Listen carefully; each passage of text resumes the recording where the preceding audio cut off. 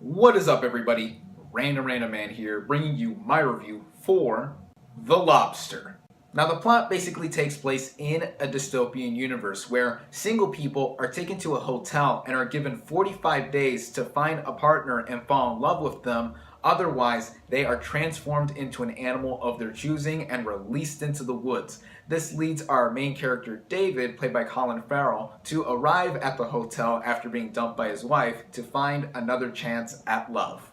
As our main character, Colin Farrell does a simply superb job. He gained 40 pounds in preparation to play this character, and that's not necessarily the reason why I was so drawn to this kind of role for him. But the way he awkwardly plays this guy who is desperately trying to find love, otherwise he is turned into the animal of his choosing, which, as the title of this movie suggests, he wants to be turned into a lobster if he fails at finding love. The supporting cast in this movie also do stupendous jobs in their respective roles too. John C. Reilly shows up as a man with a noticeable lisp.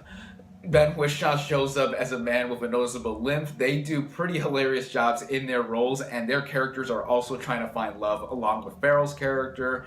We also have Léa Seydoux as the leader of a group known as the Loners in this movie. She doesn't show up in this film until about the halfway point, and in this universe, loners are basically people who have escaped from the hotel and are living on their own in the woods. Seydoux's character is basically a bit of a badass in this movie. The other notable player in this movie is Rachel Weisz, who plays a short-sighted loner and narrates the majority of the film. And like Seydoux's character, she doesn't show up until about the halfway point of the movie, which to me was surprising because she has a big impact on Colin Farrell's character once she does show up, but it was no less welcoming to see these two share some immediate chemistry with one another. From what I've described of the plot, you may be thinking that this movie is weird, and yeah, this movie is very weird. The narrative is definitely an odd one at that, given how the movie is written. However, the concept made me very engrossed with the film because of how this world is even set up, but also with the dialogue that these characters spit out once they talk to one another. It's very stilted, it's very narrow-sighted in how they talk with basically monotone voices and are given barely any emotion. But that style of dialogue reinforces how these characters are living in a dystopian universe where being single is really frowned upon, and the only way to be happy in this world is basically to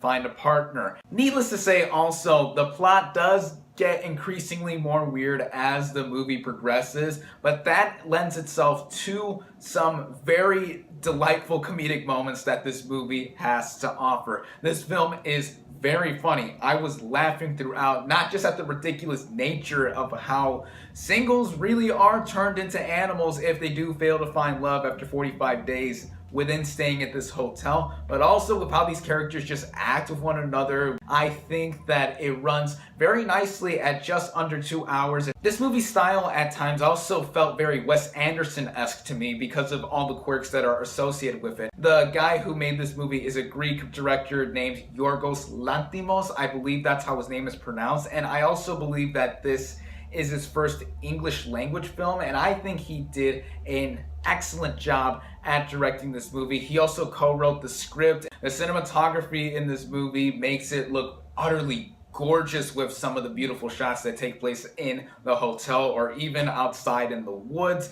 The sound in this movie also deserves a special mention for two reasons. One is that there are certain classical music tropes that are brought up during a very key moment of the movie, and it really amps up the suspense, but also with how the sound mixing is handled. Now, that's one problem I do have with this movie. Every time the classical music does show up, it's very nice to hear, but at times I felt like it drowned out some of what these characters are saying. The only other problem I do have with this movie too is that I don't know if it was because I was confused by this movie at times, but I felt that some weird moments were just too weird for their own good. Now, I don't know if that's with the director's style that he does show on screen. I've never seen any other of Lanthimos' films. Also, the ending deserves a special mention too. Without spoiling anything, it goes for a very ambiguous take with itself. I think that's what many people are going to be divided over, whether or not it felt honest or it just felt like a deus ex machina. It made me wonder a lot what even happened after this movie ended. Overall, the biggest thing I have to give the most amount of praise to this movie for is with its originality. Its unique concept definitely makes it very distinct. Yeah, it can be considered an acquired taste for many, as if you're not very big into art house or independent movies like these, I don't know how The Lobster will make you feel. However, if you're up for a different type of movie with a unique concept like this that is also very funny, superbly acted, and gorgeously shot, I definitely recommend this film. My final verdict for The Lobster is 4 out of 5 stars. Thank you all, as always, for watching. Be sure to like this video, comment on what you thought of The Lobster, subscribe to my channel for more, and I'll catch you on the next movie review.